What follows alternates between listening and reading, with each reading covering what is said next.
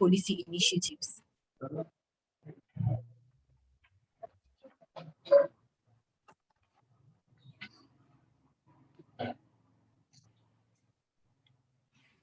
Then now we have the menstrual health management policy.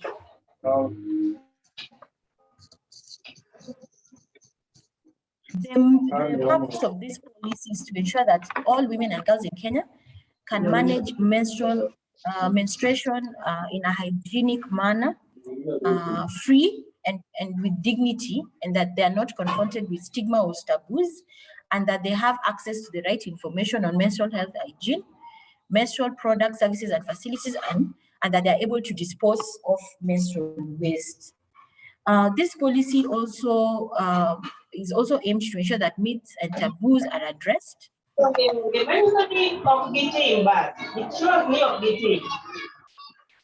Florence, could you kindly unmute yourself?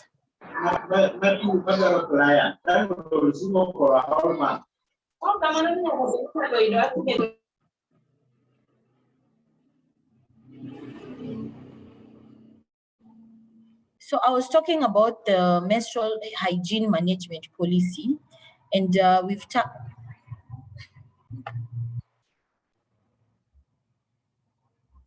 policy, and we noted that this policy seeks to ensure that myths, taboos, and stigma around menstruation are addressed, and that we are able to break the silence around menstruation and ensure that women and girls are able to undergo this period in a safe and hygienic environment, that menstrual waste is properly disposed. This policy envisages that all agencies, both public and private, are able to work towards achieving SDG number 6,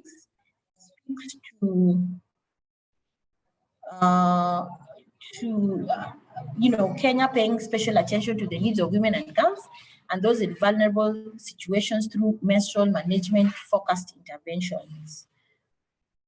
And towards this end, Kenya has developed a menstrual hygiene management strategy that then details how this can be achieved. So that is also another opportunity.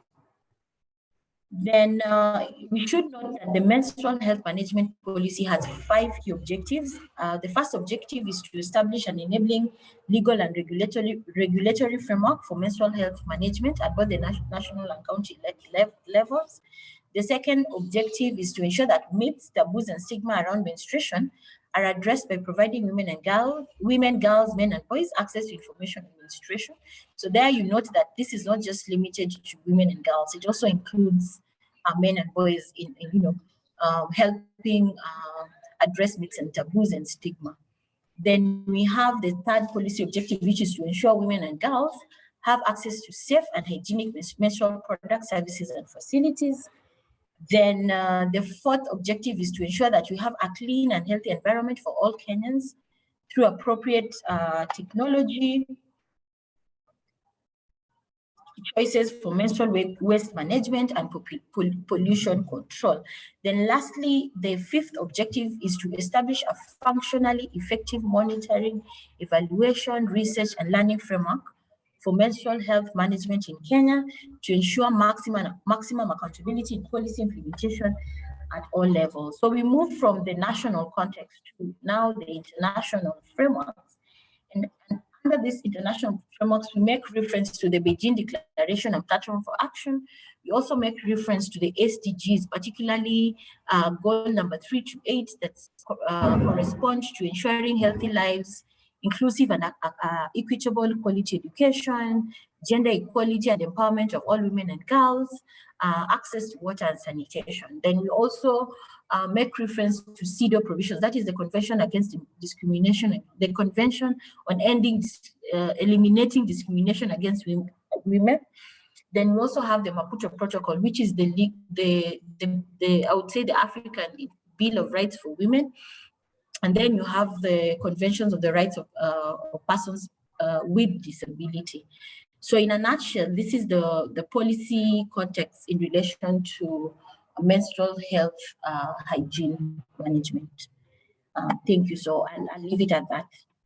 And I welcome your input and your questions. Thank you so much, Michelle. quite a wonderful presentation from you, and we are glad to have you. I think you've spoken about so many things, and truly, truly, truly, it's important to invest in menstrual health hygiene management. And it means when we invest in MHM, we are not only investing in health, but we're also investing in the rights of girls, just like you've said it. And we are also making progress towards SDG goals number 3 and 6. And not only that, we're also investing in the education of our girls. So I'll open the floor for 5 minutes. And for purposes of time, for those of you who have questions to Mitchelle, also don't feel shy to post them onto the chat as we continue this meeting, but I'll take probably 1 to 3 questions for Mitchelle. Please be short and precise. Thank you.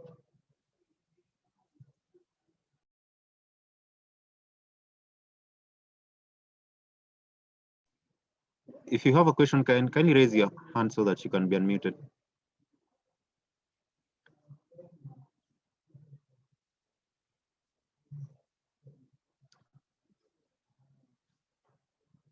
Yes, Joseph, you could go.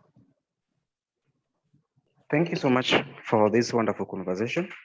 And my question goes, what do the platform and this conversation think about the men's role on the menstrual hygiene? Because being that we are coming from a patriarchal society, and it influences a lot of decision in terms of the negative to positive and positive to negative.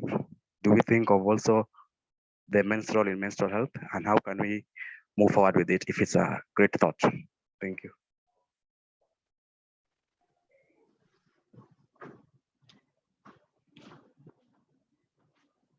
Mitchelle, did you get that?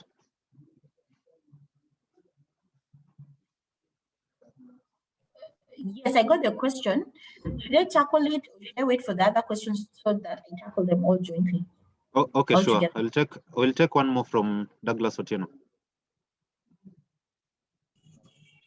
Okay, thank you, Zed. Thank you, Michelle, for that great presentation. I'm just concerned about if these laws and policies have been cascaded to the counties. I know you are working in most of the counties in Kenya, and if they are being implemented, and as I know so many counties are within this platform, what can we do at county level to ensure that this is strengthened in terms of policy, in terms of framework, in terms of advocacy?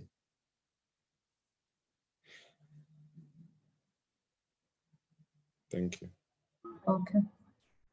Thank you, Douglas, and thank you to the first question that was posed to me. I think in relation to the first question, what is the role of men in menstrual health hygiene? For me, I always say that women or girls do not exist in a vacuum. Men and boys do not exist in a vacuum. We all live in a community. So we cannot just come up with strategies that are biased towards a particular group. We have to ensure that whatever solutions we are coming up with are inclusive solutions, because we all live in a community. So when it comes to the role of men and boys in tackling the challenge of menstrual health hygiene, we need to reflect on the situation that has been. I remember when we were young, and when we hit puberty, and one of us would have an oops moment, and the girls would try to cover the girl with a sweater, and sometimes you'd see boys giggling,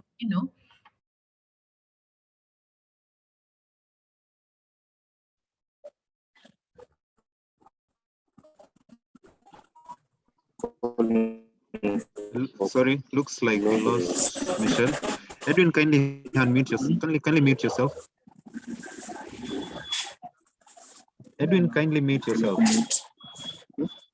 Looks like we lost Mitchelle. Sorry about that. But the next presentation that we'll be having is from Serfine. Serfine is from the Great Daughters of Nyakach, and he'll talk about the existing opportunities for CSOs, government and private sector, that we can all act on to accentuate menstrual health management. Karibu, Serfine. Thank you so much, Zeddy. I think we can start it off. Sorry, I wasn't able to get my device for sharing, but thank you for standing in to share my screen. Okay, thank you. So next slide, thank you.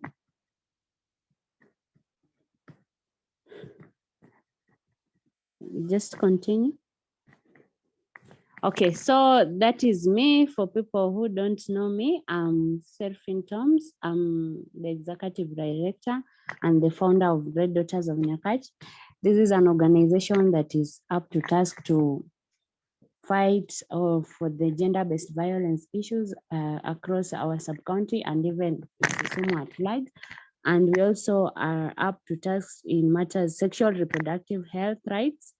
We also give back to the society through environmental sustainability. I'm a political analyst by profession, a graduate from Moyo University. Also, I'm an alumni of YALI, cohort 41 to be specific. Yeah, thank you. So let's move on.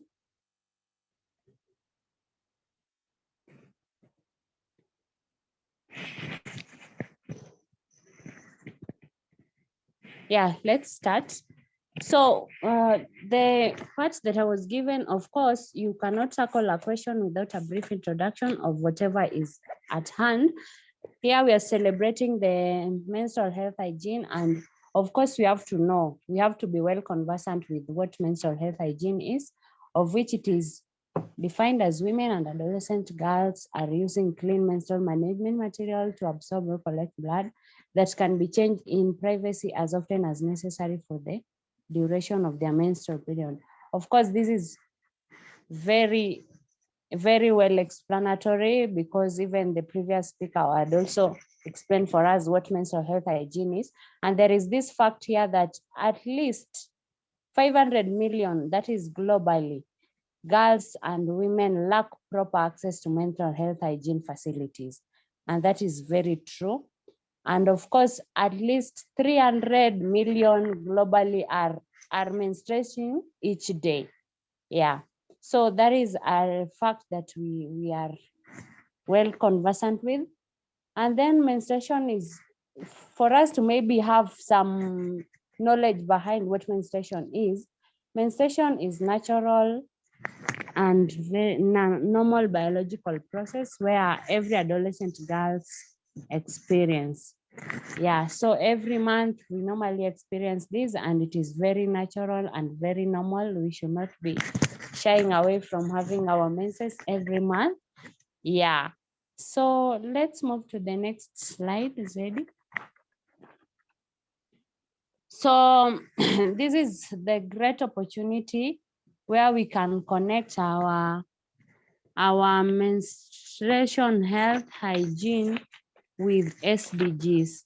And this one will provide for us an opportunity of having correlation between menstrual health hygiene with SDG number 3, SDG 4, and SDG 5.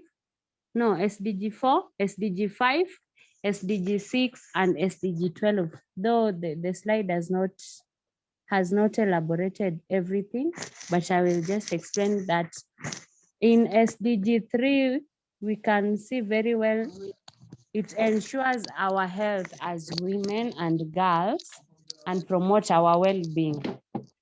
Through this, we can be safe and very clean. And then it also ensures promotion of achieving gender equality, where you find that when we facilitate or when we invest properly on menstrual health hygiene, our women will have their dignity. They will have strong dignity, and this will of course ensure they are empowered. Also, there is also sanitation, SDG 6. This one ensures availability of water, and of course this one will ensure that our girls can and women can bathe consistently and at least be very clean so that they don't get into contact with other infections. And then let's move to the next slide.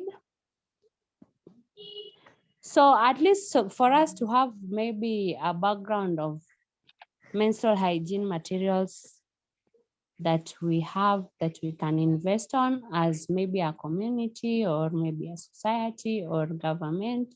We have the cloth pad, which are very reusable, the normal reusable pads of which you can put on and then later on you wash and then you can reuse again. And then we have menstrual cup, we have the tampon, and also we have the disposable, the normal one that we purchase in the market. Yeah, so those ones are also available and we can invest on them for us to have a healthy society in terms of menstrual hygiene. Yeah, next. Why should we advocate for menstrual health hygiene? Of course, we have to advocate for this because there are some societies where during menstrual cycle, the girls tend to have different, I don't know how I can call them, menstruation myths and misconception. For example, should not touch a cow, the cow will be infertile, should not maybe pluck vegetables, and then maybe you should not bake, or maybe should not, yeah, so we have to advocate for menstrual health hygiene, at least so that we can make a clarification on either if these myths are not true or if they're true. And then of course the parental education. And this one, education by parents about reproductive health, sexuality, and related issues, often a non-go reading leading to a low knowledge and understanding. So this one is also a great opportunity where our community, or us as a community, we can invest on our menstrual health hygiene by training the children at family level on basic menstrual health hygiene education and sexuality issues. This one will help us to at least have a society with girls and that are well empowered in line to whatever menstrual health hygiene. Yeah, next. So this one, I want to engage you, my listeners. Let us reason together. Look around you. What are the challenges young girls face during menstruation? What can be done about it? And whose responsibility is it to solve this challenge? So I will give you guys 2 minutes. At least I want to see some response in the chat box with your response on whatever the question that I've raised. Yeah, so it's 2 minutes. Just give your response. I will read the first 3 or 2 so that we move very fast. The time is not on our side.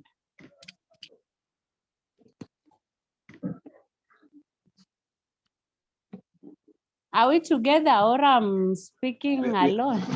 We are together, Serfine. You still have about 10 minutes to go. Yeah, so I want them to respond. I could even open the floor for you if you're okay with that.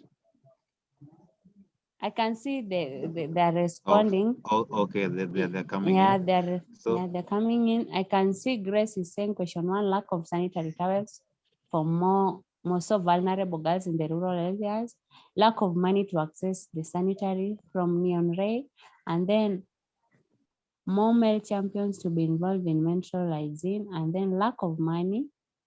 I can see lack of money, and then they experience abdominal pain. That is very natural. We also have to undergo our menstrual signs and symptoms, and then discrimination from peers, especially gender, stigmatization, inadequate knowledge, information on use of pads. Yes, that is true. Stigma from peers. We have poverty, They don't go to school during periods. And then from Uma Joan of Great Daughters of Nyakach, I can see lack of sanitary towels due to lack of money to purchase them. And then Otieno Douglas, lack of parental caregiver support, poverty, lack of self-esteem and confidence during period, lack of education. Yeah, I can see we have all responded well. That shows everyone is actively participating on this. Yeah, thank Serfine, you so much for the presentation. Yeah? I noticed everyone was only bringing the challenges. Could you please help this discussion go on by giving us some of the ways we could probably solve this? Like Yeah, low so for self-esteem came up example, a number of times. yeah, for self-esteem, we can just go about it by at least having thorough sessions of mentorship to tell girls that this is something that is very natural. We cannot run away from it. It is something that is with us up to our menopause. So they should just be encouraged consistently. We as organization, we can come together and have series of continuous mentorship, and also maybe on poverty.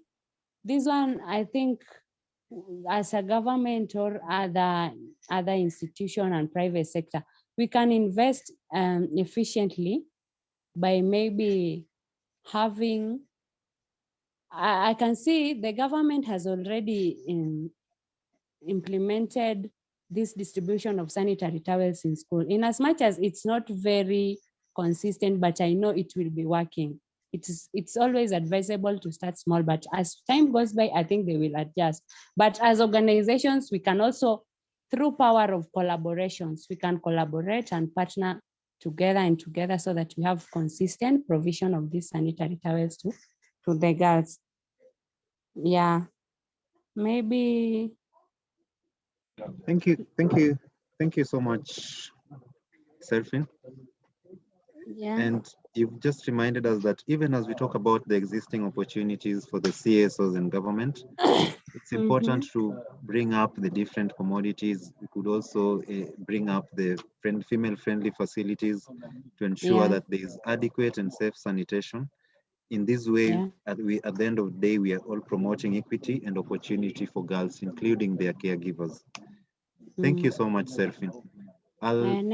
I'll take one or two questions from the floor for you, and then after that, we'll move on to Priscilla. Priscilla is from Uganda. I can see so many hands are going up.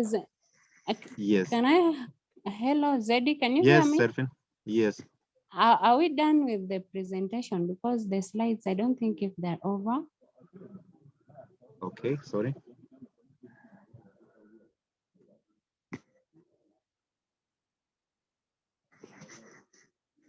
Just share the screen.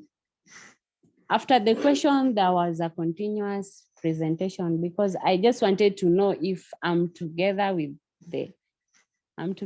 my audience, or I'm participating alone or presenting alone. And let's move on to the next slide. Sorry about that. I'd also like to remind you that you have about 6 to 5 minutes. Okay. Next slide. Next slide. Next slide, because those ones are please. Just move to the next slide because we have at least captured some. Okay, so why we should invest on menstrual health hygiene? Of course, I had already explained some, because it will also ensure gender equality, and it will also ensure that our girls have their dignity raised. And of course, education system will be promoted, because we can find that some of the challenges that were raised in the previous question that we were answering, we found that some of these girls cannot go to school when they have their menses. So if we invest on this well, then of course we will have that education system being strengthened. Then next slide.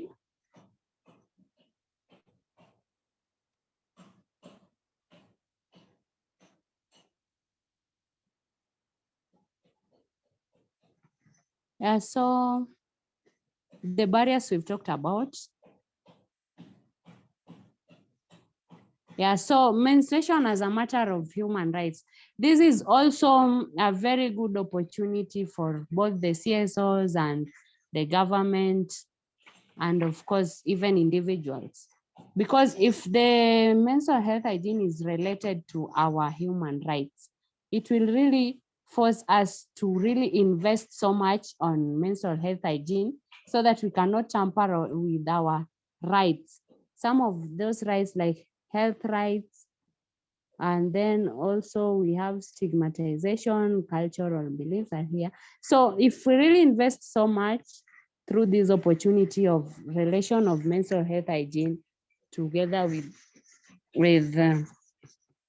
menstrual health hygiene in our society, then of course we will be in a good position because our health rights will not have been tampered with.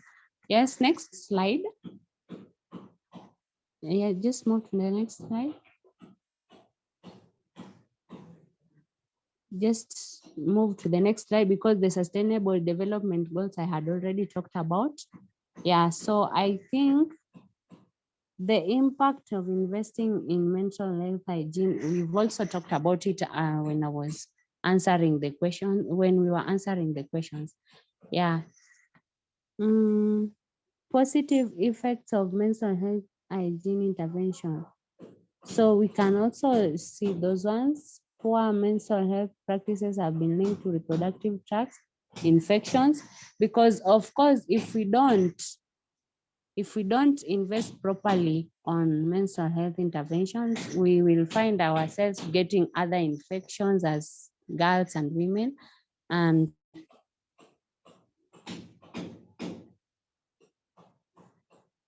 that is what is being explained here.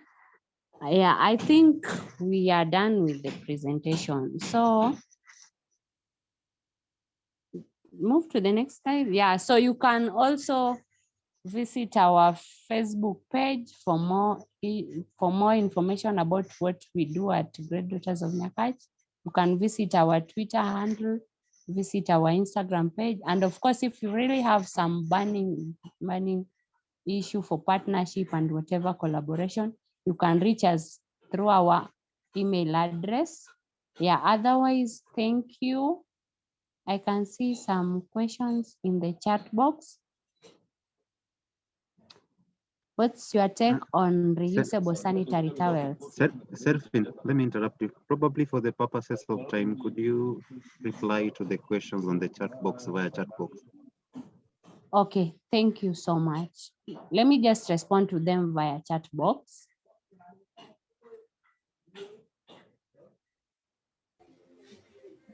Yeah, otherwise I'm done. Thank you, Zeddy, for helping me share the screen and of course for this great opportunity of presenting. Yeah, thank you. Sure, Serfine, it was an honor for us to host you in this Zoom meeting. And the communication department is just reminding me that there is a Twitter chat. You can tweet and you can probably write something on your wall. The hashtag is MHDay 2021 and Menstrual Hygiene Day 2021.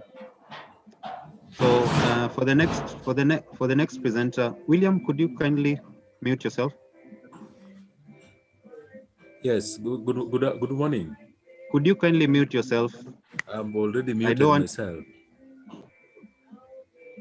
No, not yet.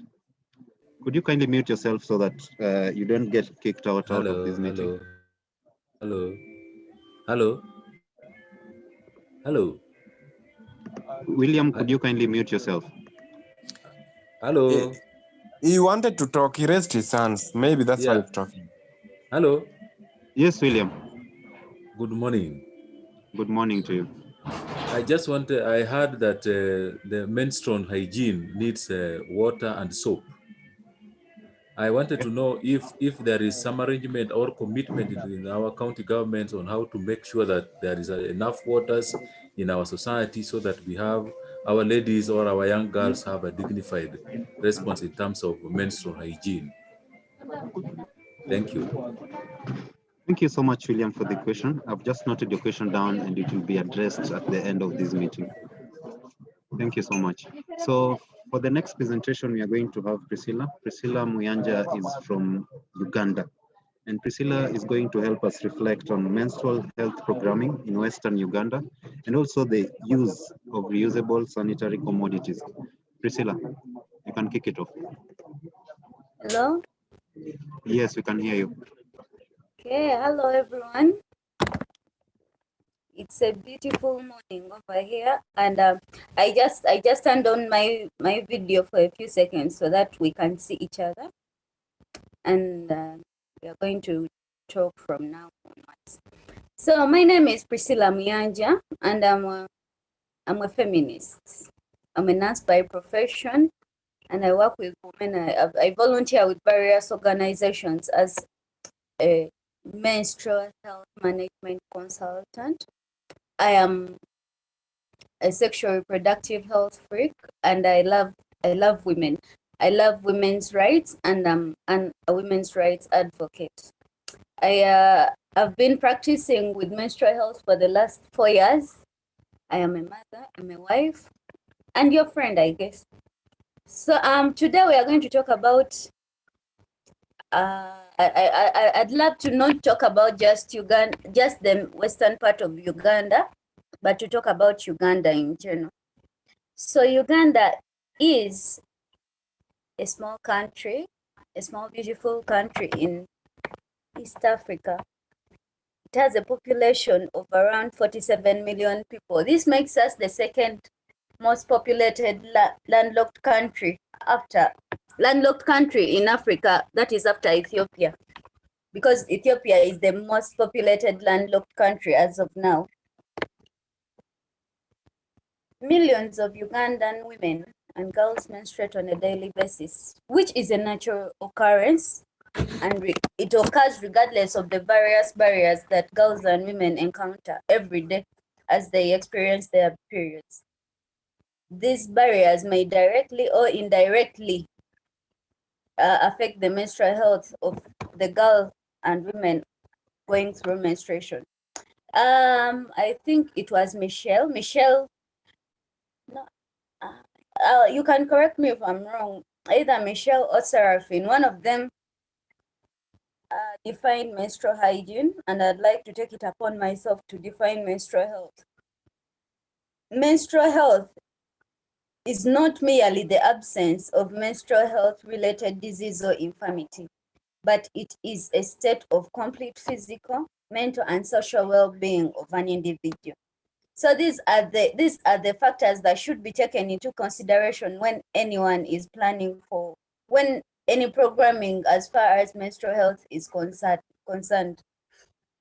And the major factors include, we have the economy, the wash facilities, the education,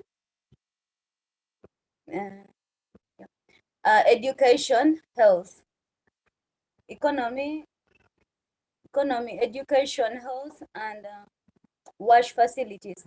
There's a fifth, but I've forgotten. I'll remember as we go on. In the first place, so many women do not actually go to work when during their periods. Yes, please. Hey, Safaricom ni Sorry about that, Priscilla. You can continue. The very first factor is economy, and when we come to economy, so many girls and women do not engage themselves in money-making adventures when they are going through their periods. This is because so many things happen when girls are menstruating. Sometimes they lack the products, which brings us again back to the economy bit. They lack products to use during their periods. They are going through pains, and they cannot actually bring in money, both to feed themselves and to grow the economy of the country. Then the other thing is gender-based violence. The economy bit usually brings about gender-based violence in so many homes that our girls and women come from. And what can we do? What has the government of Uganda done so far In this case, nothing. So many civil society organizations have come out and tried to help with the giving out of products, sanitary products, and this is more like it. In other cases, the government of Uganda has actually taxed the people who are the manufacturers of products, of menstrual products, even higher, and taxed the imported pads even higher. In which case, this indirectly impacts the girl or woman who is the end user and consumer of the product. The second factor when it comes to menstrual health that affects the woman in Uganda, when it comes to menstrual health, is wash. Under wash, we have the facilities where girls and women can go and change their pads, take a bath. The wash facilities actually affect the dignity and the privacy of a girl. I don't know about you, but the schools I went to here in Uganda, most of the times, especially as an adolescent girl, the schools I went to, sometimes the bathroom doors would be halfway.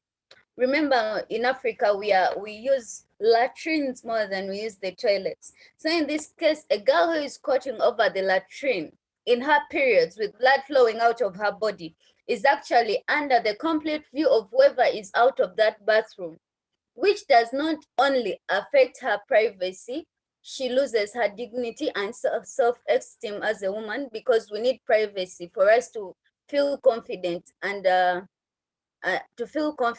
comfortable when we are menstruating. So the wash facilities are not enough, are not proper. In so many cases, I don't know about the other people, the people from Kenya. I think I have an idea about the people in Kenya, but the people from Zimbabwe and the other places I haven't been. In Uganda, you can sometimes go to a market and fail to find an actual washroom where you can change your pad or clean up yourself when you've experienced your periods. So in this case, we find ourselves that girls and women cannot menstruate in dignity, and so this affects their output as individuals and as citizens of the country. Here we also look at the water, the soap, the pads, everything, and the incinerators where the pads can be thrown after use. So this actually affects the girl child. And in this case, we hope that the government and other stakeholders can actually promote innovative ideas, promote the youngsters, encourage the investors, encourage any of these innovations that would actually bring about these facilities, bring about the soap, the water that the girls need during their periods. When we come to the education bit, we acknowledge that so many girls and women all over the world actually miss school because of their periods. This could be because of the lack of the right facilities to use. It can also be as a result of the pain that she's going through. It can be as a result of the lack of self-esteem and the stigma and taboos around menstruation, which makes it hard for us to mingle with other people when we are menstruating. When it comes to education, so many girls and women lack the basic education about menstruation. We have observed that even the land people in our society do not know as much as we hope they would know when it comes to menstruation. And so this actually affects their output, and so there is need for us to promote awareness, to educate the communities more. And in this case, the government of Uganda has actually come up with an education framework, sexuality education framework, that is developed with age-appropriate information and guidelines. Though very little has been done to actually deliver the information. This brings me back to the civil society organizations that have actually done a good job in trying to make sure that this information and so much more, as well as the information, as well as the sanitary products, are actually passed to the girls and women all over. when it comes to the taboos and stigma around menstruation, this is actually related to the lack of male involvement. One of the participants actually asked, what is the role of the men in this? And the role of the men actually comes back to us, the people who are working with menstruation, whereby it's upon us to actually involve the boys. So many girls, when senior women teachers are actually talking to the girls, boys are sent away, and this spikes their curiosity. They're curious to know what is going on. And since we can't let them in and let them know what actually is going on, they end up bullying the girls. So this is on us. This comes back to us. This is for us to blame. We need to actually involve the men more, involve the fathers more, involve the brothers more, involve the classmates more, because we have noticed a large population of fathers that are actually raising their girl children on their own. And so in the future, these fathers do not have the option of telling the girl to go and talk to their mother about their periods. So we need to empower the men now and the future men, the future fathers, and our husbands to be. So in this case, when we are educating the girls about the basic knowledge of menstruation, because there is a lack even with the girls and women when it comes to menstruation, this helps us pass on the right information to the peers. We should also educate the boys and men. How do we educate the boys? By training the boys with the girls all together. And how do we educate the men? By getting men that actually have status in their communities, men who are influential and their word can be taken when they go back to the communities. This can bring us back to the political leaders, the teachers, the doctors, men who will be a source of information to other, who will actually be used as a vacuum of information to their peers in society. The other factor that is actually affected by menstrual health is the health of someone's individual. We have been in situations whereby some individuals actually improvise sanitary products. And sanitary products, as in its name, require to be sanitary, because we understand that the vagina is the most intimate part of our body. It's the most fragile, it's the most intimate. So we need to take better care of it. And in this case, we find that some girls and women, because of lack of knowledge, because of ignorance, because of whatever situation they're going through, actually end up improvising when it comes to their periods, and this actually puts their health at risk. And the girls and women also lack proper information when it comes to pain and hygiene management during their periods.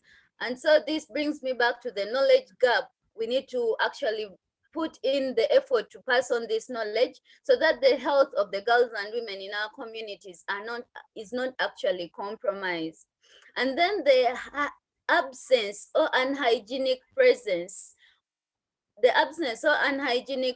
of wash facilities in our communities actually puts the health of the women and girls, as well as the men, because they are not immune to diseases, at risk. Our health is also compromised, in this case, by the poor disposal of menstrual products. I was in Nairobi, and there was a huge heap of plastic that I met. I don't know where that place was. And this actually led me to think that there is a huge percentage of that plastic pile that was actually as a result of menstrual products. And so this will not only affect or pollute our environment as the people living now, but even the environment of our daughters and our children and grandchildren. So it is our role, it is the role of the government, it starts with us to actually do our best to protect our health, the health of our environment, and the health of the future generations that will be coming after us. Again, I'm still talking about the environment, we need to also talk about protection of our environment, the social well-being. The social well-being actually involves the male involvement. making sure that the men in society are actually a source of support. They form part of the support network for the girls and women, part of the information delivery to the girls and women in our society. And we need to keep in mind to protect and conserve our environment. How much we burn the pads, how much we dump the pads, how much we try to produce these disposable pads actually affects our environment, which actually puts our beautiful Africa at risk of who knows what, because we can never predict the future, but we can do what we can do as long as we are still here. I've been tasked to talk about reusable menstrual management products. So if you don't mind, Zeddy, do you mind sharing my screen, please? You can try from your end. I'll allow you to share your screen. Okay. There is a green button just below your screen, next to the chat. Yeah.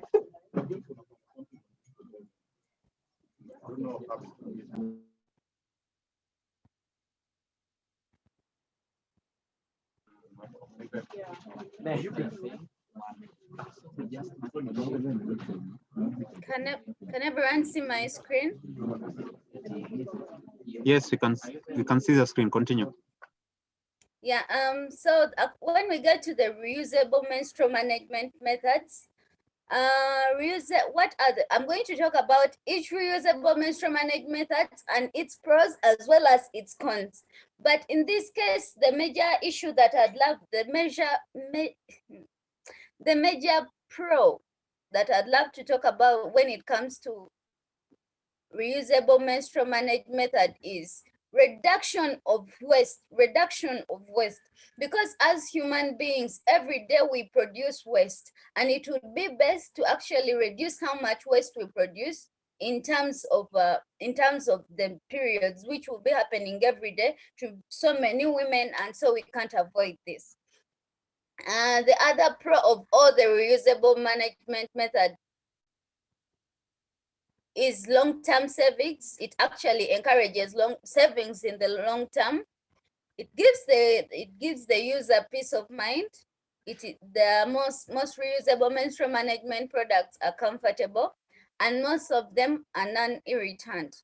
So they allow the user to actually be more comfortable without the worry of allergies, because we understand that so many people are actually allergic and get lots of irritation when it comes to using, when they get a lot of irritation when they're using disposable menstrual management methods. Okay. Zeddy, how many minutes do I have? You have 10 more minutes, and we can take in questions from the floor. No, let me finish. Okay, sure. Okay. So the very first issue are the reusable cloth pads. There are so many different kinds of reusable cloth pads, and the reusable pads, like there's DEM. DEM is capital D, capital A, capital M, capital E. And then we have AfriPads here that is produced here in Uganda, and I guess Kenya is also, actually, some Kenyans actually use this pad. On the market brand is called Soshua. So if you ever come across it, it is very comfortable. There's also a pad that is called Hey Girls. These pads are very comfortable and can be reusable for at least a year, allowing you to have nothing to worry about when it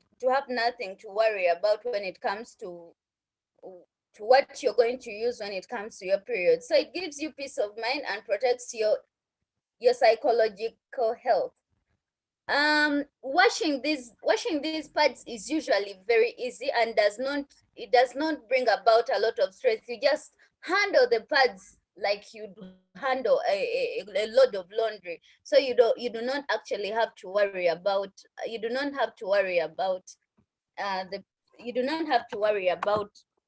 where you're going to dispose of your pads.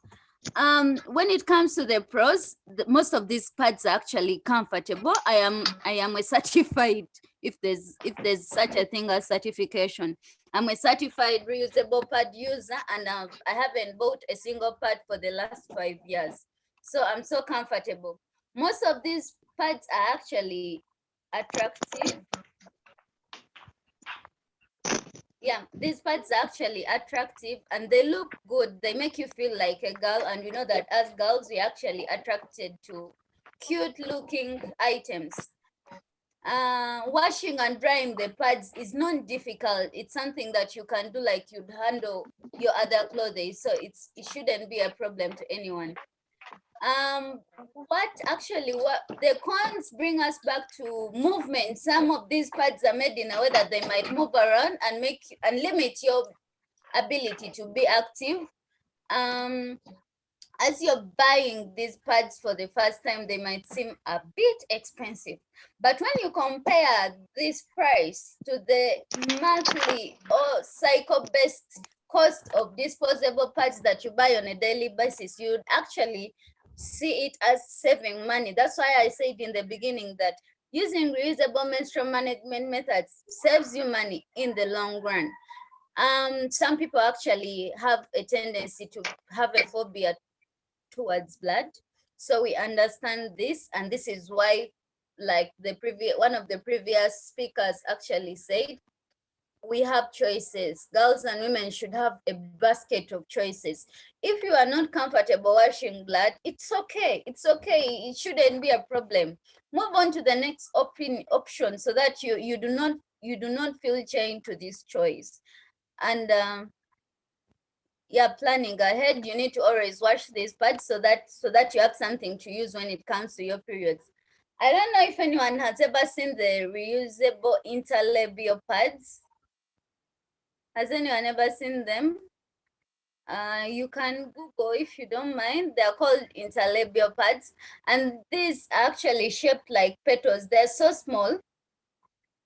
They're so small, and they're very easy to use. They actually act as a plug to menstrual blood without you necessarily needing to insert them. They're called reusable interlabial pads, and they're made from the same material usually as the reusable pads, so you do not have to dispose them. You have to just wash it like you'd wash the reusable pad, and then reuse, dry and reuse. The pros is that they are external and yet compact. They have extra absorbency when needed, and they're discreet. It is your little secret. Someone might even look at it and never know that you're actually using a pad. One of the cons is that you have to deal with blood when washing it. It gives you a foreign feeling when you're wearing it, and they must be removed. Yeah, you need to remove it. You have to pick it out of your body. You have to remove it. You can't wear it like you do a pad, whereby you need to urinate or defecate, but keep wearing your pad at the same time. In this case, you need to actually pick out these interlabial pads when you go to the bathroom. When we come to the menstrual cups are reusable menstrual management methods. Unlike the other products that actually absorb blood, menstrual cups collect blood. They're inserted into the woman's vagina, and they tap blood from the cervix. Most menstrual cups can be reusable for up to 10 years. And they're ideal for women. They're ideal for all women, and apart from women who have just given birth. They can last so many years, and they come in so many different brands. We have Ruby Cup, we have Moon Cup, we have Intimina, we have Organic Cup, we have Diva Cup, and they're very easy to use. The biggest pros when it comes to the menstrual cup is that it is long-lasting. It is a long-lasting option. This is an option that you have that can take you for 10 years. So it gives you so much peace of mind when it comes to your periods. Menstrual cups are made from medical grade silicone, and medical grade silicone is the kind of material that is actually used in things such as implants, breast implants, bum implants, cannulas, catheters, nasogastric tubes. This material is used because it is known to be non-allergenic. Very few, if no, human being has been reported to be allergic to medical grade silicone. So this is what makes it good. You don't need laundry, you need very little water, it protects the environment, it does not bring in, you do not smell like you're wearing a pad. It collects all the odor doesn't come out. I mean, the odor is contained within the cup. It is convenient to use. You can play, you can jump, you can actually swim when you're wearing your pad, and it is very easy to use, like I said. The biggest cons are insertion and removal. Some people are not very comfortable inserting the cup or removing the cup, and you actually need to go through a certain type of training. You need time to go through a training so that you can be trained on how to use the cup, and you need a little practice for you to get comfortable with it. The cup does not, washing the cup requires you to wash it. Some of these cups actually require you to disinfect them every after your cycle. You need to actually be in position to practice proper hygienic practices when you're planning to use the menstrual cup, and this makes some people invalid users. Not everyone can use the menstrual cup. As long as someone cannot follow the major guidelines when it comes to using the menstrual cup, then it's better to choose an alternative product. That is that. I'm very happy to take some questions if you do not mind. Thank you so much, Priscilla. We'll take 2 questions from the floor. If you have a question, please raise your hand.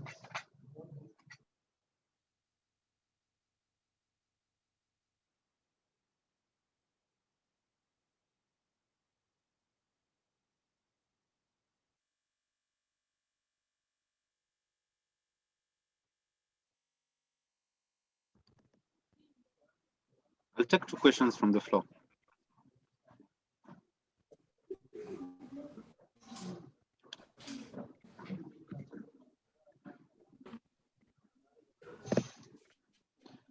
Yes, Nyakiti, go on.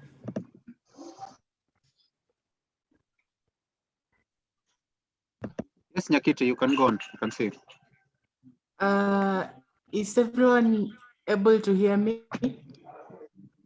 Yes, please. Are you getting me? Yes, I am. Oh, yeah. My name is Jason. I was able at some point of time to do a project on the this kind of sanitary towel, and I used this same material called silicone. And now, if you look at the structure of the disposable one, there is a barricade that is placed at the cover, the barricade that avoids the leakage. I was maybe asking which material is used to place that compartment. Barricade that's placed where? I didn't get that. Did you get the question? Priscilla, she's asking. When making that pad, there are layers, right? The menstrual cup? You able to get? The menstrual I'm cup? asking, in the structure.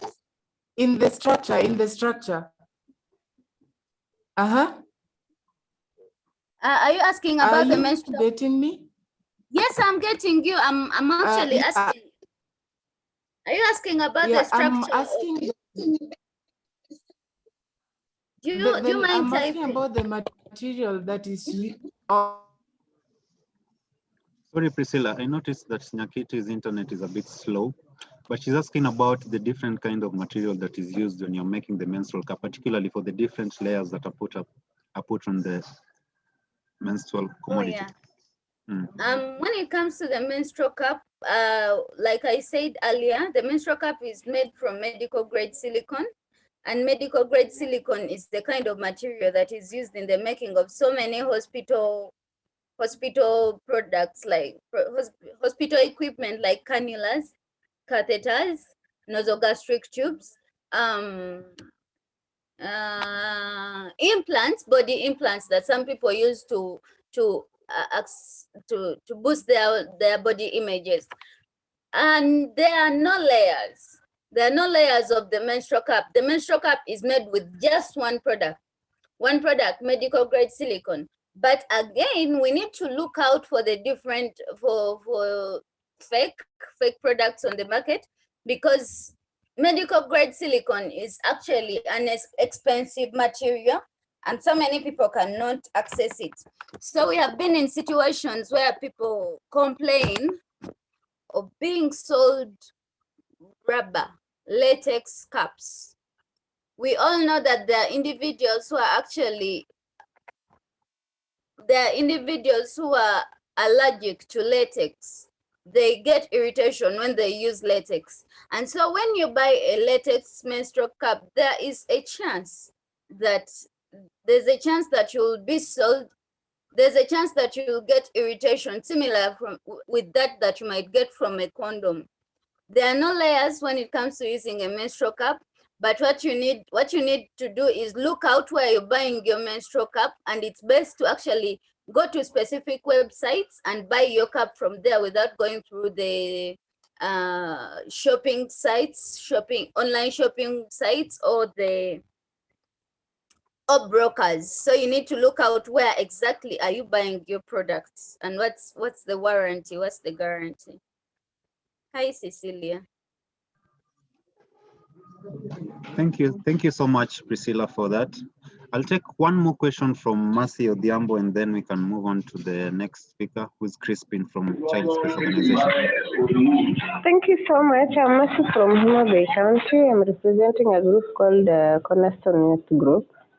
I've been longing to get on an organization that can train on the sanitary towels, but I'm happy to be in this forum. I believe I'll get on one. So my question to Priscilla, is she aware of any organization that can train on a menstrual equipment, or maybe the sanitary towels, that can train someone on how to use them, or maybe how to train other people on using it?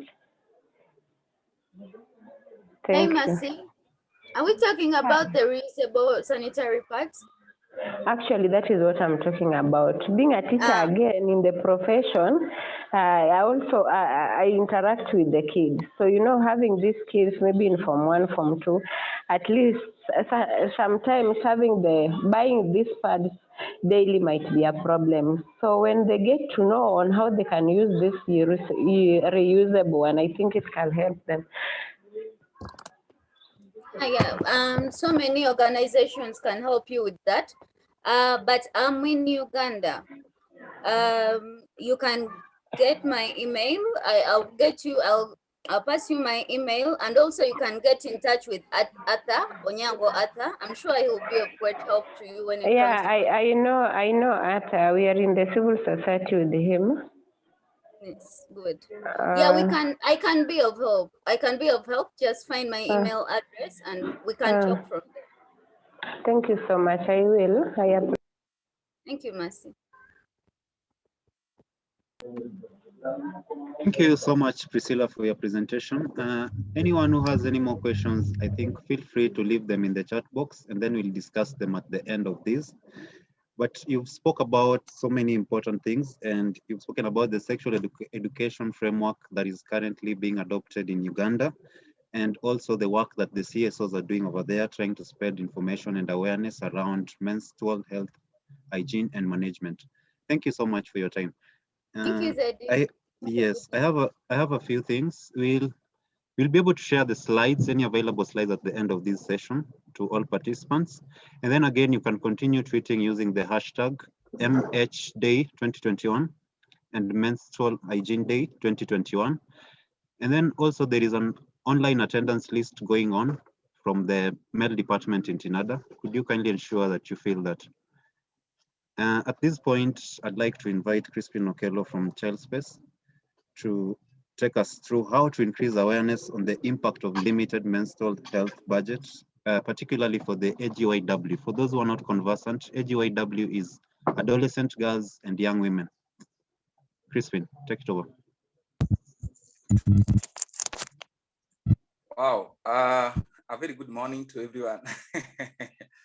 Yes, it's a pleasure and it's really good and also very difficult to talk after so many speakers have spoken. Also, they've tried to explain actually most of my what I had prepared, which is okay. I mean, we can always share and maybe reiterate some of the points.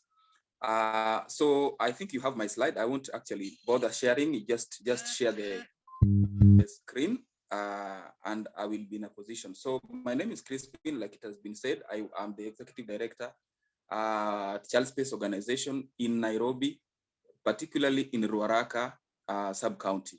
So today as we work with the young people, we work with these adolescent girls and young women in one of our programs, and also men and boys as well. So today it is an opportunity that I got that we are going to talk about this increasing awareness on this, the impact,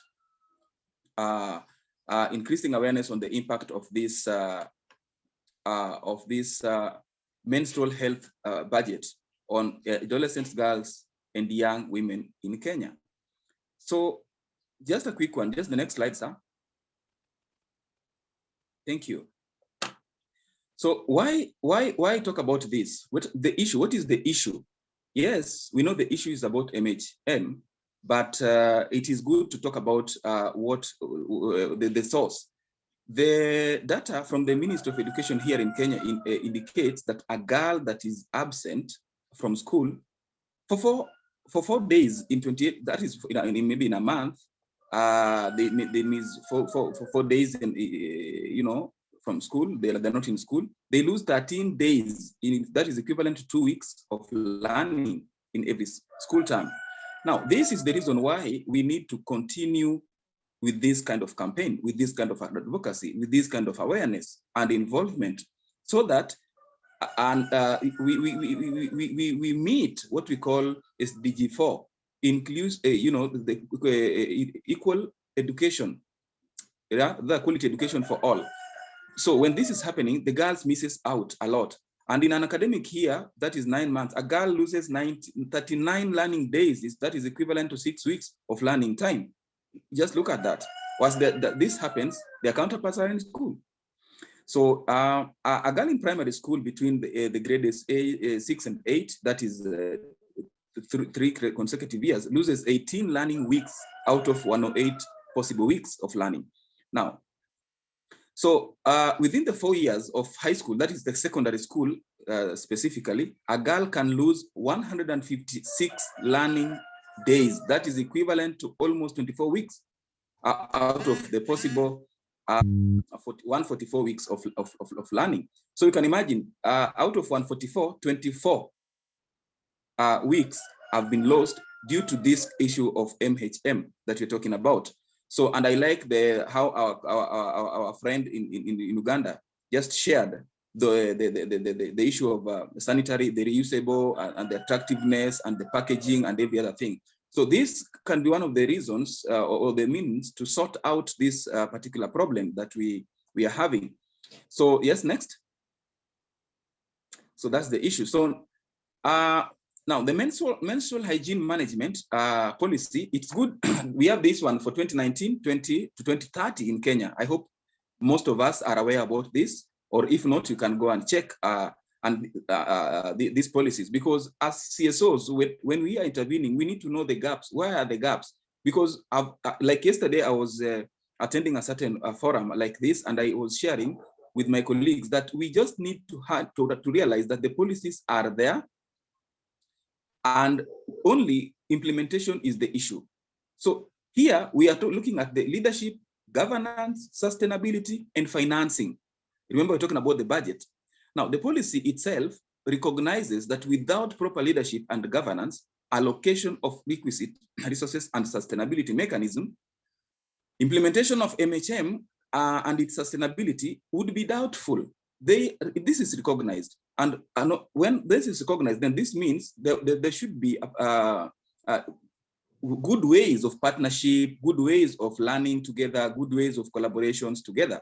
So the policy also recognizes that there is need to mobilize, allocate these adequate resources for effective and efficient implementation of implementation and continued provision of menstrual hygiene management.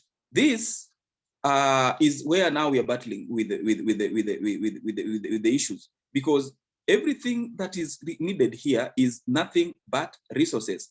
So when the resources are there, now you are able to mobilize, you are able to train, you are able to provide the services. So when this this allocation is being done, when we as the CSOs are not aware, or even aware, but you are not, we don't care, you're not involved. For instance, we are about to get the 2021-2022 financial budget, the year from the government, yeah, in the next month. And we know this budget starts way, say in February there. Are we in a position, did we participate to amplify our voices to ensure that at least the proposed budget line is not even, if not adequate, but at least it's able to give us what we really want. So next we look at are we there? Yeah, the roles and the roles. It's very important that we look at the roles and responsibility of stakeholders. Now, us speaking here, the successful implementation of this MHM policy will simply depend on a range of ministries, institutions, and non-governmental actors like us taking on different roles and responsibilities. And this is where we need as CSOs, the civil society organizations, to identify some of the roles that we can play and probably propose to be included. Because the government, yes, they are the policy makers, but they also need, and I remember even this issue of policies, sometimes they send, I remember, was it in Kisumu that they were calling for, I think last year, last year early, they were calling for mental health inputs from the CSOs. And I remember Child Space, we are sending our inputs to ensure they are incorporated there. So it's very important that at this time, the organizations, the civil, the private actors, they are able to identify their roles and actually do them. Now, these roles and responsibilities cannot be executed in isolation.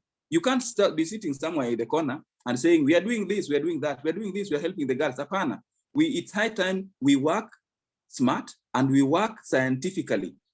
So we can't do it in isolation, but rather in collaboration by all stakeholders under supervision of the Ministry of Health. Remember, even the data that we'll be talking about, even though us, the CSOs, will collect our data, we can only share this with the government, but they are the people who are going to validate the data that has been collected after maybe verifying the scientific means of collection methods and every other thing. So it's very important that we realize we are the stakeholders, but the government must supervise what we're actually doing. So identify your role and actually implement it. And I'm glad that Mitchelle had talked about these policies in terms of national and international and every other thing as the first speaker. So those are some of the responsibilities. But next slide is the role of the county department of health under the devolved system. Here in Kenya, of course, we all know we have this devolution and every other thing. So the MH activities at county level shall be overseen by the county Department of Health with the support of, number one, sub-county health management teams. Here is where I think our problem is. Not everybody, or not many people are aware of how this sub-county health management teams work. Just like as we're working with the children, you cannot tell me that like next year we're going to, not next year, next month, we are going to celebrate the Day of the African Child on the 16th of June. Yet, you cannot claim that you're doing it at the national level, yet you don't participate at the local area advisory council, the LAAC or AAC. It's very important. So as much as we're talking about the national or the international, we need to come back down here and realize that we are participating at the sub-county health management teams. We understand the processes, we actually contribute from there. So any other relevant agency, as determined by the county Department of Health Management Board, then community representatives. Yes, this one can even come maybe from the opinion leaders, the clergy, us, the CSOs, yeah, to ensure that this is actually happening. Then provide accurate and user-friendly information on the biological facts about menstrual and about menstruation and menstrual health and hygiene.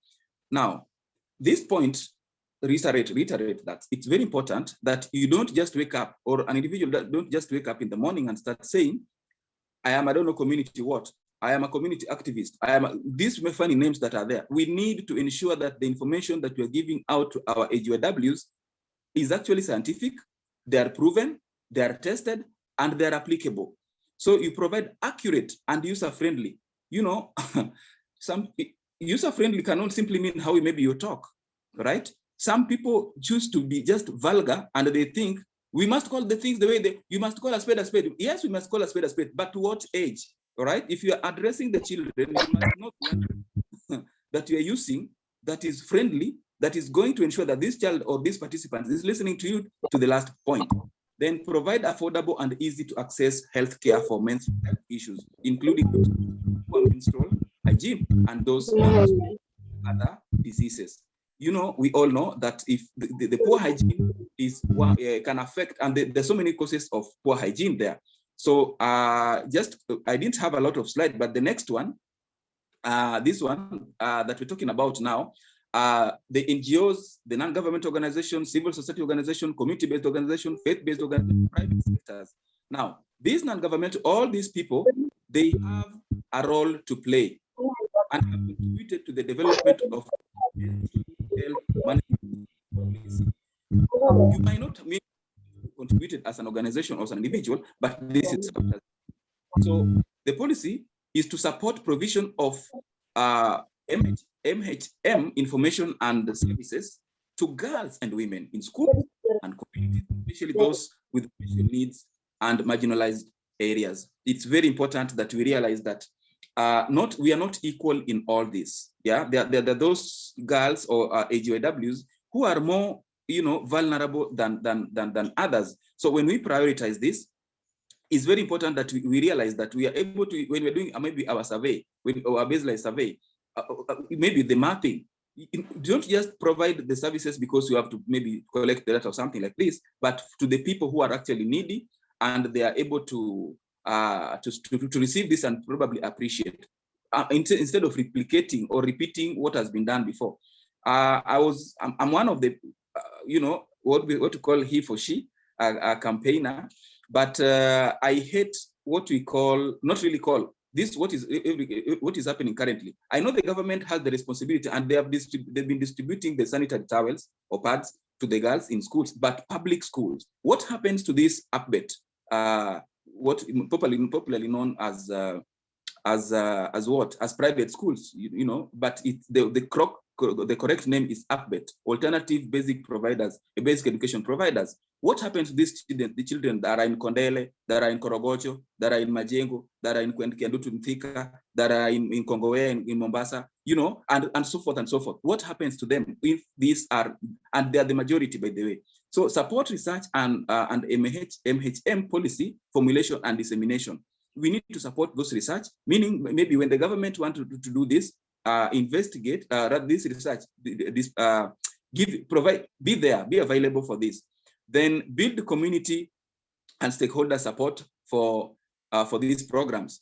Build community and stakeholder support for these programs. We all know if we don't have the support, if we don't have these programs that have been proven, then we'll be forever singing these issues of MHM here. We'll be forever singing this. And as this is happening, this is one way of the best way of exercising or what can I say, demonstrating inequality or biasness. You get it against women. young women and girls. And so it's very important that we build the community and stakeholders support the networks, and those programs that meaningfully involve women and girls in policy formulation, programs, design, implementation, research, and monitoring and evaluation. It's very important. I'm glad that as maybe the only man here talking about the issues of MHM, it is very important that as much as we are going to involve these girls, let us ensure that their counterparts, the boys, the men, and I like everybody, the previous speakers had been iterated on this. Let it be what can I say, a holistic kind of intervention where everybody is understanding, just like when we're doing the civic education. It's not done for the women alone, it's not done for the men alone, but it's done, civic education is done for every voter or any person who is interested in voting to understand the process. So this must involve everyone. Then advocate and mobilize resources for menstrual hygiene management, policy implementation, because the policies are there, but they can be getting rust in our desks, on our desk or on our, wherever. It's very important that we also mobilize resources, and resources here does not necessarily mean just monetary. Many other areas, the expertise, the volunteers, the community health volunteers, the people who can, the mentors, we need the resource people who have these skills. These are resources and we have them. So how do we consolidate this to ensure that these services are adequately and timely delivered to the AGYWs in the community? Then finally, enhance MHM's content in learning institutions curricula at both pre and in-service levels. Now, here, this is equivalent to what we're talking about, the HR issues, sexual, reproductive, sexuality education that the government is still struggling with. We are still pushing up and it's not working, and maybe it's working, we are there. We need to enhance the content. This learning institution also provide, this platform for everybody, because young people are there. One day I was in another program, session, and I told people, it is useless, and I still say here, it is so useless to keep saying that we are going to add to do what? To sensitize, especially old women, for instance, say 35 and above, which is right, but it is not going to be effective as compared to when we start with the adolescents and young girls. You're right. So we need to start this early. We need to start all these things early. And early means these children are in school. These young people are in colleges. They are in tertiary colleges. They are in universities. So these institutions has to be targeted by the programs developed by us, CSOs, and every other stakeholder. And my last slide, which is also just my last slide is just a conclusion. This is now my take, by the way. There is need to urgently understand our roles as CSOs and intervene through concerted efforts to ensure there's adequate budgetary allocation and access to MHM services at the grassroots level. Guys, let us stop looking at the national or international issues. It is, you see, when I have issues at my house, for instance, I have issues with my wife, I have issues, this is at the family level. Now, this also ought to have started or must start or should start at the family level, as moving forward, at the community level, moving forward. This way, we'll be in a position to even understand what I said before, that we are able to know and identify or to participate in the processes of formulation and formulation and the budgetary allocation at the grassroots level. So when it goes up there, we don't, otherwise we'll continue just being what we call reactive. They give us slashed budget or no budget at all, or what is way below what we really expect. And then we start complaining, oh, can we advocate? No. I'm of the opinion that we need to urgently understand our roles, number one, as CSOs, then intervene through concerted meaning, like what TINADA has just done, bringing us on board, talking about these issues, learning from each other, coming up with actionable steps so that we are able to take these things to the next level. Then CSOs must also ensure active participation in the budgeting processes so as to amplify their voices at the initial stages. I think this is what I'm trying to explain. Then finally, let us guys be vigilant to identify and report any type, that was a typical, an error there. Identify and report any type of impunity that consistently snatches the MHM services through dubious means leaving AGYWs are more vulnerable. Yet it is their right to access those services. We all know it is their right, but this is happening. Maybe the small allocation that maybe has been given there by the government is being, misused, is being taken away from them. It's essentially through corruption. Therefore, let us also identify and report as the human rights defenders. We are doing so many things on the ground. Don't just report, like looking at a child being exploited, and we're not, because maybe she's not yours or he's not yours, or you don't know about this child, then you're not reporting. That is also an offense. So this, in my opinion, is also an offense we are doing to our AGYWs, and constantly and forever blaming the government. So let us try and do this, and this is my conclusion. So the last slide is simply to thank you so much for your time and for the opportunity, and welcoming any comments at this point. Thank you, sir. Yep. Thank you so much, Chrispine. Indeed, you've spoken like a true passionate defender of the AGYW in menstrual health matters. Thank you so much. And for the purposes of time, I'd like to apologize with that. I'll take 10 minutes extra. We were supposed to complete at 12 noon. So we'll go into 10 minutes after 12. That would be 12:10.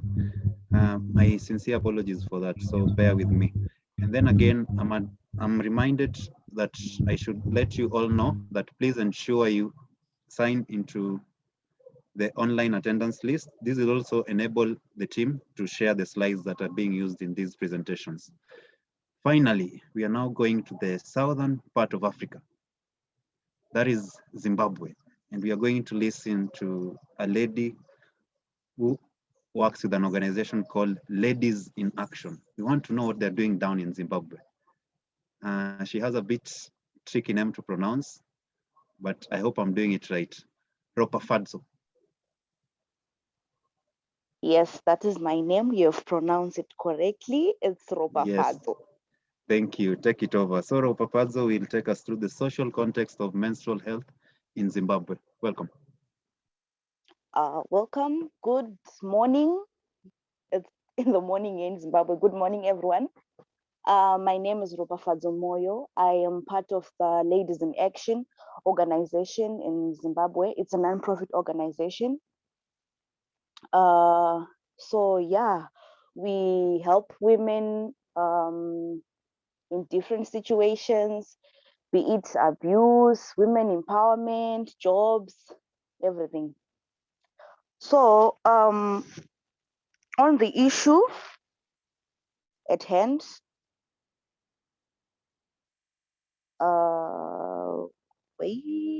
okay.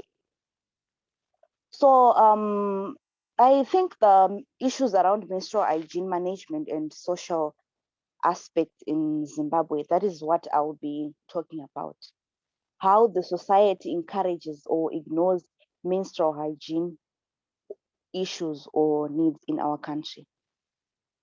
I think our government or the society of Zimbabwe, it encourages menstrual hygiene, I think to a lesser extent, because the prices of pads in this country they are unreasonable, I may say. Can you all hear me?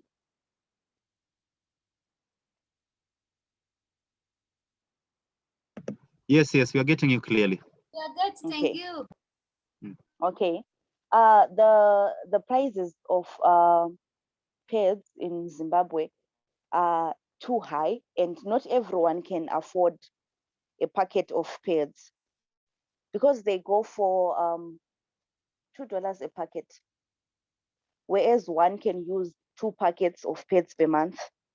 Speaking of myself, I use 2 packets. So not everyone can afford this sanitary pads. And the menstrual cups, which have been mentioned, there are very few in Zimbabwe.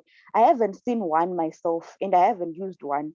And only a few people know about these menstrual cups. So it is our duty as a country, it is our duty as organizations in Zimbabwe to introduce some of these sanitary products like menstrual cups to the society, because I think only a few people know them and a few people have access to these cups. So yes, I think our society ignores these menstrual hygiene issues. And then the other thing is that our society take menstrual hygiene as a taboo. It's not something which is not which someone feels free to talk about, especially young girls from 13 years to 16. They are shy about sharing or talking about menstrual hygiene or anything because they see it as a taboo.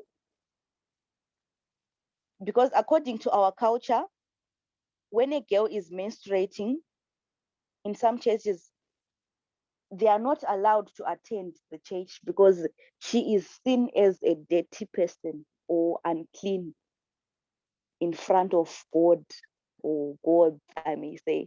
So I think our society is very ignorant to this menstrual hygiene, but we are trying to educate people, to inform them about menstrual hygiene, that it is not a taboo and it is very normal, and every woman or every girl child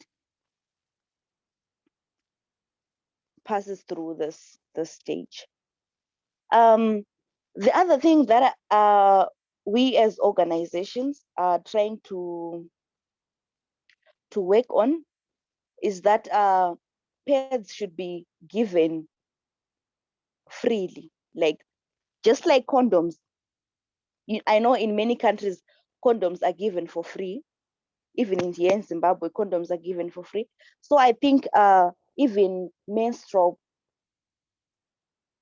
pads or menstrual cups should be given freely. Everyone has a right, every woman has a right to have these free menstrual products. But then on the other hand, people are trying to work together and solve these menstrual issues. For example, there are some organizations like CARE or World Vision that they are international organizations that are giving out pads to young girls in rural areas, and even Ladies in Action. We have some projects that we have done in the past and some projects we are planning to do in the future to give out sanitary pads to young girls and females who cannot afford these sanitary pads. So I think it is our duty as young leaders, it is our duty as the youth, it is our duty as women, it is our duty as people who advocate for human rights to educate women, to educate our young girls about menstrual hygiene, to effectively and hygienically manage menstruation. Women and girls need access to sufficient quantities of clean, safe, comfortable materials fit for the purpose of collecting menses. Materials take many forms, from commercial, disposable, or reusable sanitary pads, tampons, menstrual cups, to homemade pads or clothes.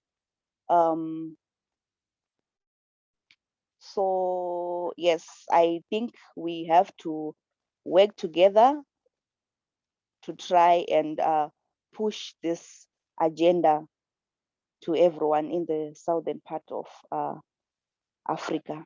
So I need questions. Thank you very much, Rapafadzo. And I'd just like to open the floor for 2 to 3 questions. So if you have a question, please raise your hand.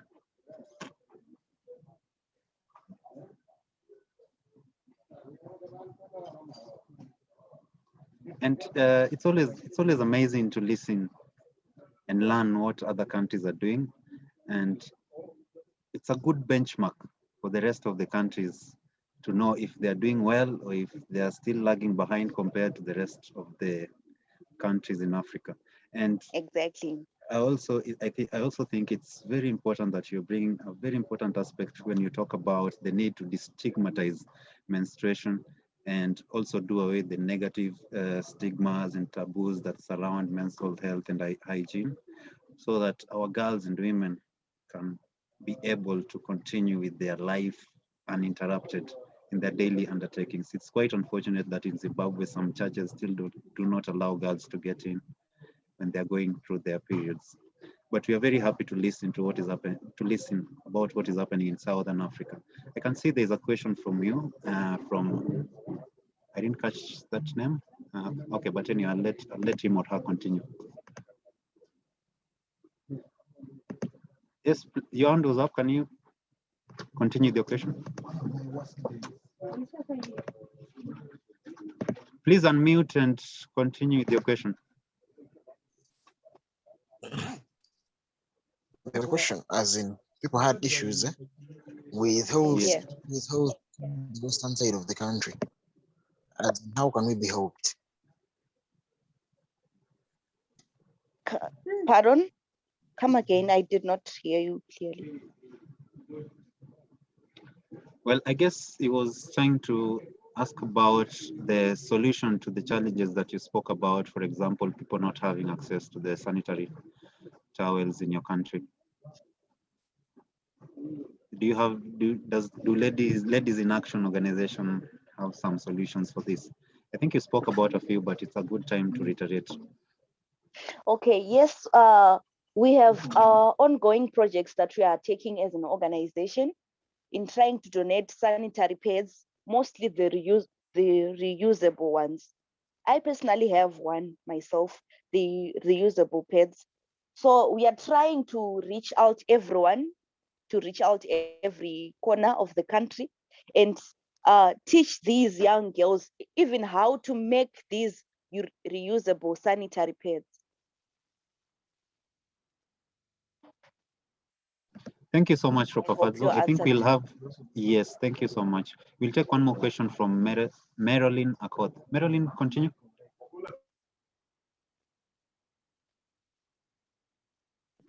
Marilyn, please unmute yourself and continue.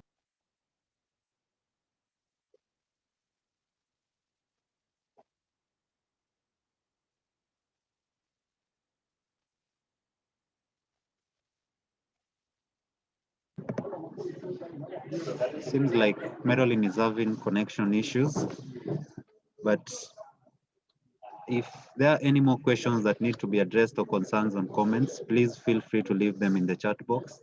And at this time and hour, I'd like to appreciate you for taking 2 hours in your busy schedule to listen to us. And of course, for the different organizations that have also taken their time to support these, including Child Space, the Great Daughters of Nyakach, Lead Initiative, Kefeado, Organization of African Youth Shadala. Sorry, Marilyn. Yes, please proceed. Please proceed. Make it short.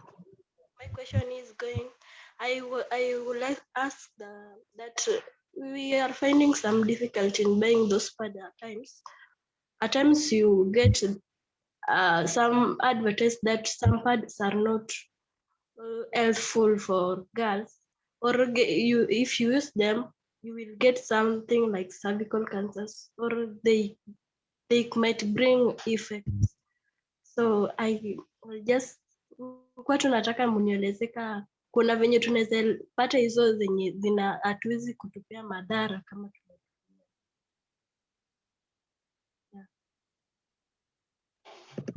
Well, Rapafadzo, a little bit in the translation. Did you get that? I did not get the question, and Well, the last part I yeah. did not get it totally. Yes, she finished it in Swahili language, that's Swahili. Okay, And okay, so Swahili. Marilyn was asking that some of these pads, the reusable pads, are not actually 100% safe. What would you recommend for someone to look out for, or probably what would be the other ways to make them more safer? I think the best way is to disinfect them, like what the second speaker mentioned, to disinfect the reusable pads, to wash them thoroughly, even soak in hot water. I think to avoid some health problems or cervical cancer, I think you just need to be extra careful where after you used the sanitary pads. But then most of these things are just myths or whatever. People do not know. So if we educate people about these issues, I think we won't have any problems.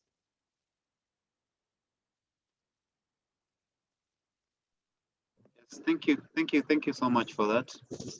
And as I was saying, we are happy to take in some few questions. I'm told we can spend the next 5 minutes, get a few questions specifically for Mitchelle Oyuga from FIDA, who did the first presentation. And Mitchelle, there was also a question from a guy known as William, and he spoke about the need for different counties to invest in water and soap, and also particularly asked what the government is doing about that, and if there is policy to support that, because when you talk of menstrual health, again, there is the aspect of wash. Mitchelle, can you respond to this? Thank you, Zeddy, and thank you to everyone. The conversation has been quite insightful. With regards to the questions that were directed to me, let us remember that policy is the first step. So we get a policy, but policy is a guide. With policies inform legislation. So once you have a policy, the next step is to push for legislation. So if you have national policies and the same are not customized at the county level, then the counties or the different actors can push to have county-specific policies drawing from the national policies. And then now with the county-specific policy, you can also push now to have a county-specific legislation. That is why we have the county assembly. So you push for county-specific legislation for you to be able to attract or inform the budget process, so that when you are talking about providing sanitary ware in schools, providing ways to dispose of the sanitary ware and all this water and all this all related to menstrual health and hygiene, then this is something that is captured in law, and therefore you can budget with the policy and with the legislation. This can be budgeted for. Then the other question was, how do we involve men? And this has been tackled by my colleagues and the participants in the presentations that went after my presentation, is that we need to be aware that menstrual health hygiene is shrouded by stereotypes. It's shrouded by myths and taboos. Then how we bring in men is for them to be able to help us demystify gender roles and to eliminate stereotypes. I know a lot of strategies that different institutions are employing is having male champions to be able to create awareness through sensitization and to shun stigma against menstrual hygiene. So of course, the bottom line is inclusive strategies for us to be able to manage menstrual health hygiene, and also to ensure that human dignity is respected when it comes to menstrual health hygiene. So that would be my response to the two questions. Thank you. Unless there's any other question.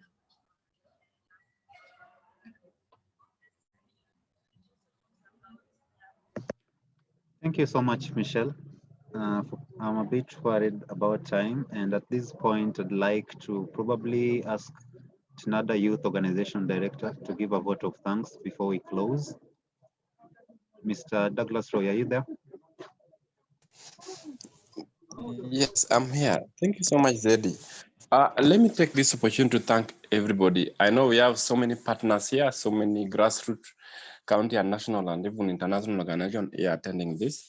This is a very important information forum, platform, and we need to pick a number of actions that we need to go with, because at the end of the day, we need to see a change and we need to trickle down this information back to the community. And key also is to ensure that we engage the policymakers to ensure that we have a system that works, whether I'm around or not around, whether you are around or not around. Let me take this opportunity also to thank Mitchelle Oyuga of FIDA Kenya, Chrispine of Child Space, Rapafadzo of Zimbabwe Ladies in Action in Zimbabwe, Serfine from Great Daughters of Nyakach, and Priscilla from Uganda. You've done a very good presentation. I also have to thank Zeddy for moderating this event. Thank you so much. May God bless you. We've captured a number of things and kindly ensure that we shared all this information through emails. People have provided emails. Thank you so much. Let's take action. One thing that still disturbs me as we close this, moderator, one thing that disturbs me, and I think maybe when they are closing, we can think around about giving sanitary towels by the civil society organization, maybe giving 2 or 1 piece or 2 pieces. To me, that is not sustainable. We need to think around it, because you go to the community, you give 1 package, after 1 or 2 months, it is not there. So what? Is it sustainable? Can we think about, as we keep on giving what is available, can we think around having a sustainable distribution? And this should come from the government. And what Michelle said and others have said, that we need a policy and a regulation and a framework so that it becomes a system. This is government role. And it said categorically that condoms are being distributed freely. Why about this menstrual hygiene items? So it is the role of us CSOs. And in this, we must work with the communities, policymakers, government, both county and national government, and private sectors. And we must work in harmony. We must work in equal partnership. This is when everything will work. We don't need to fight government, but we must disagree to agree, so that we make a system. That is when we will say that everything will be sustainable. Thank you so much. On behalf of TINADA team, I have to thank TINADA team who have been working on this process. Thank you so much for the great work. Be blessed. Thank you. Thank you so much, Roy Douglas. That was the Executive Director of TINADA Youth Organization. And once again, as we close, I'd like to thank everyone for their time and just also spending your resources to ensure that you attended this event. And as we close down, remember the day we are celebrating is tomorrow. So keep tweeting MH Day 2021, Menstrual Hygiene 2021, and also remember to tag the different organizations in this. Have a good day, everyone. Thank you so much. Bye-bye. Thank you. Bye-bye. Bye. Bye. Bye. Bye. Bye-bye. Bye.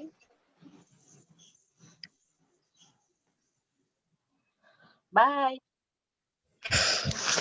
It was a nice session. Thank you and bye.